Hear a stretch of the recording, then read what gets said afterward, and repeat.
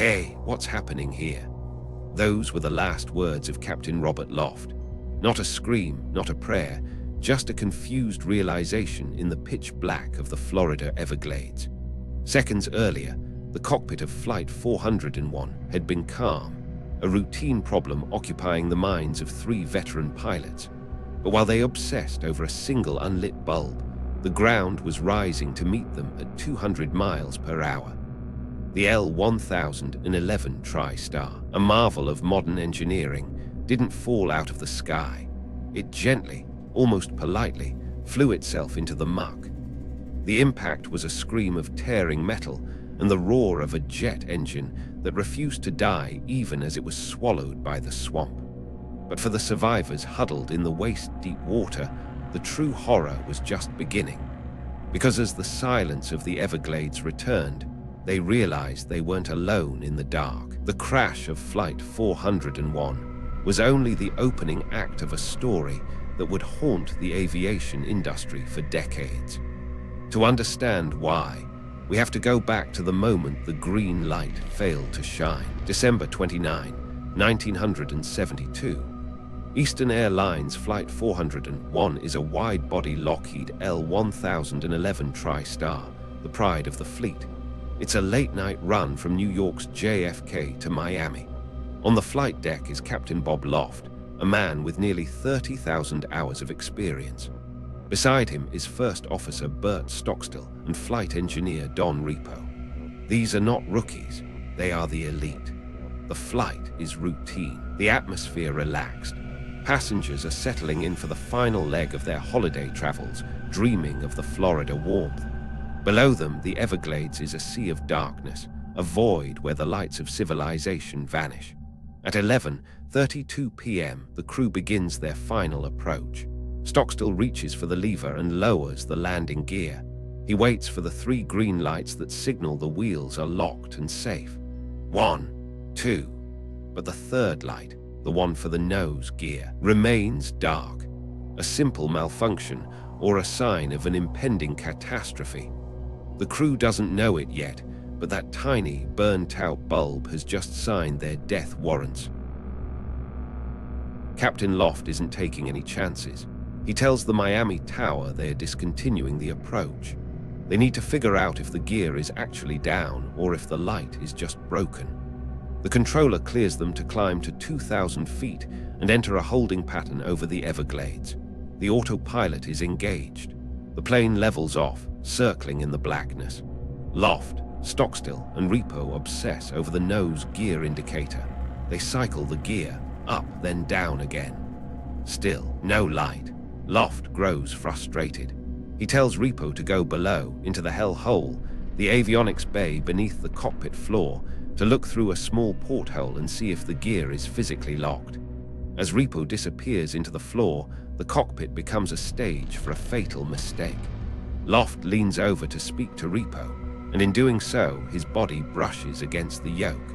It's a subtle bump, a momentary pressure that would be forgotten in any other circumstance.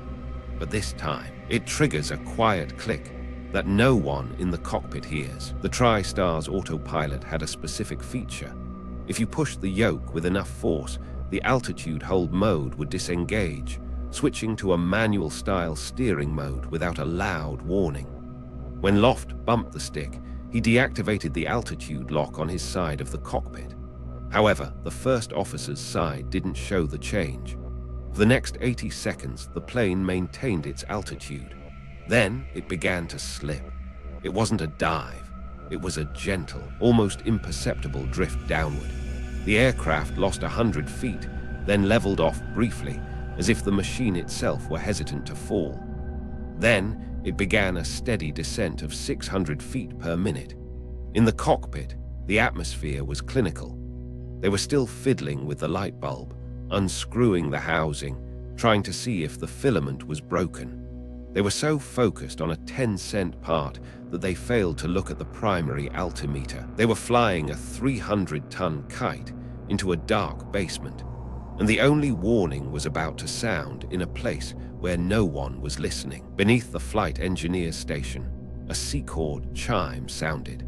It was a single, clear tone designed to warn the crew that the aircraft had deviated 250 feet from its assigned altitude. But Don Repo was below in the avionics bay, straining to see through a dirty porthole in the dark. The speakers for the warning were positioned right where he would have been sitting. Up front, Loft and Stockstill were talking over the noise of the air conditioning and the radio. They didn't hear it. The plane was now at 1,000 feet, half its assigned altitude. Outside, there was nothing. No city lights, no moon reflecting on the water, just the black hole effect of the Everglades. The pilot's inner ears told them they were level. Their instruments told them otherwise, but they weren't looking. At Miami International, a controller named Charles Johnson noticed a numeric change on his radar. Flight 401 was showing 900 feet. He keyed his mic and asked, "Eastern 401, how are things coming along out there?" Loft replied that they were turning back. He didn't mention the altitude because he didn't know he was falling. Descent continued. 600 feet, 500. The TriStar was now lower than some skyscrapers. First Officer Stockstill finally glanced at his instruments as he began a turn. He saw the numbers and felt a cold spike of adrenaline. "We did something to the altitude," he muttered, his voice tight. Loft, confused, snapped back, "What?" Stockstill pointed. "We're still at 2,000 feet, right?" Loft looked. The reality hit him like a physical blow. "Hey, what's happening here?" He pulled back on the yoke, but it was too late.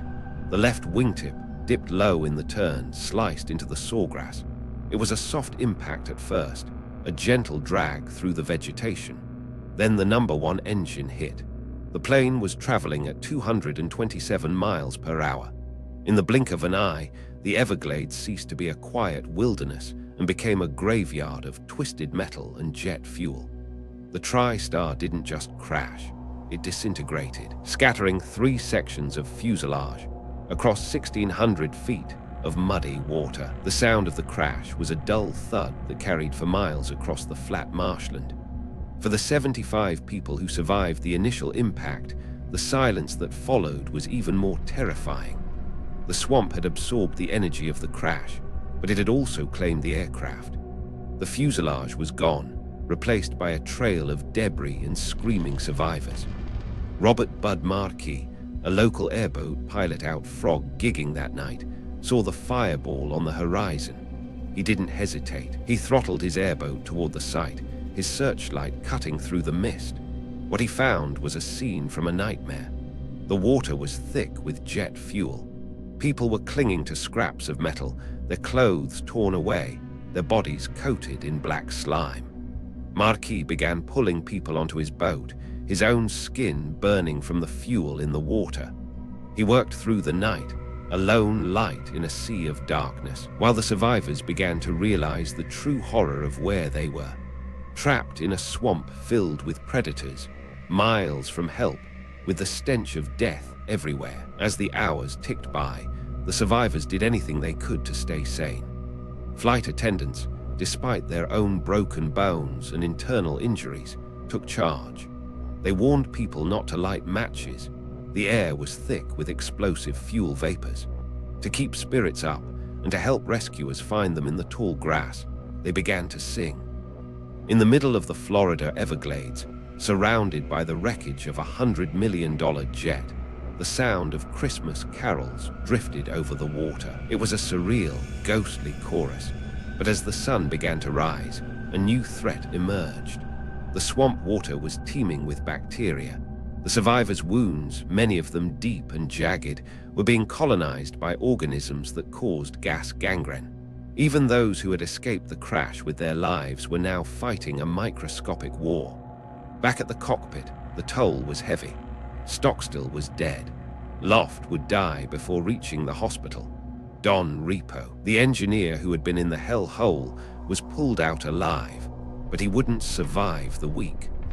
Only the technical officer, Angelo Donadio, would live to tell what happened in those final seconds. The NTSB investigation was clinical and damning. They found the light bulb. It was indeed burnt out.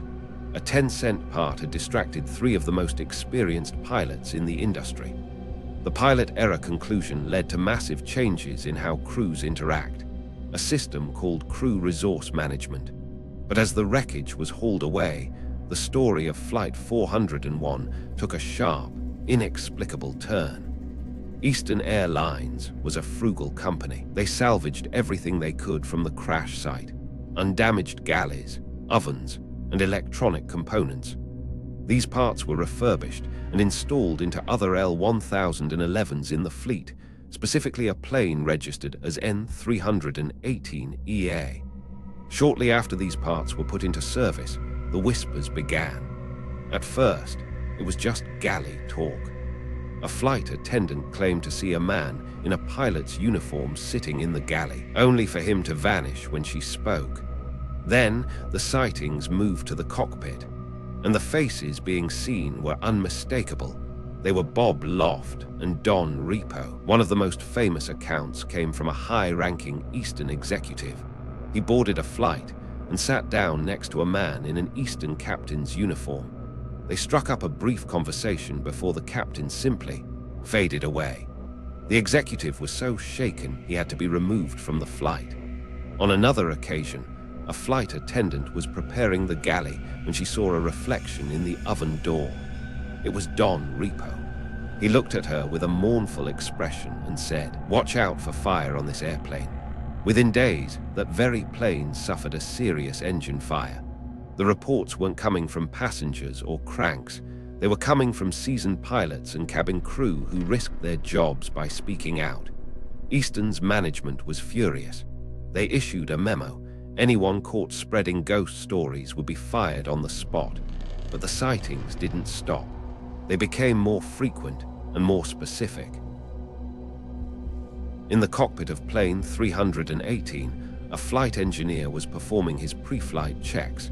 He looked up to see Don Repo sitting in his seat. Repo looked at him and said, "You don't need to worry about the pre-flight, I've already done it." Then he vanished.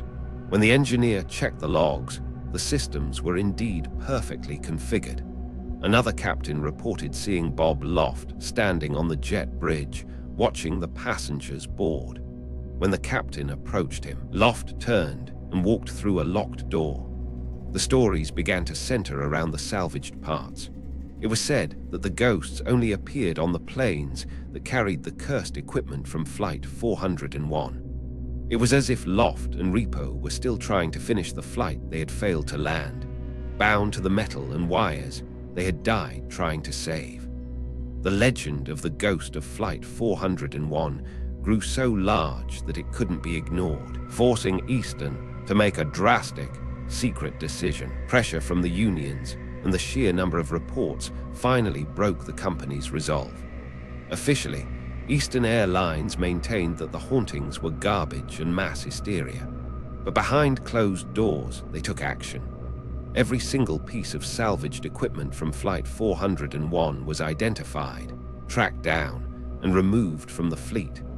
Ovens, floorboards, and electronic boxes were pulled out and reportedly buried or destroyed. It was an expensive, logistical nightmare for a company already struggling financially.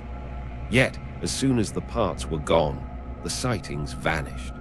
The ghosts of Loft and Repo seemed to finally find peace, or perhaps they simply had no more vessels to inhabit. But for those who were there, the trauma remained. The Everglades crash was a lesson in the lethality of distraction, but the aftermath was a lesson in the persistence of the human spirit, or something much darker. Today, a memorial stands in Miami Springs, honoring the 101 souls lost in the swamp. Some say the ghosts never left the Everglades. Airboat pilots still whisper about seeing lights in the distance where no lights should be, or hearing the faint sound of jet engines over the sawgrass. Fragments of the plane are still tucked away in odd places. A floorboard remains in a Miami archive. Other pieces ended up in the Occult Museum of Ed and Lorraine Warren. The crash of Flight 401 changed aviation forever, giving birth to modern safety protocols that save thousands of lives every year. But it also left us with a chilling question. When a life is cut short by a tragedy so sudden and avoidable, does the soul simply move on? Or does it stay behind, tethered to the wreckage, trying to warn the next crew to look up from the light bulb and see the darkness rising?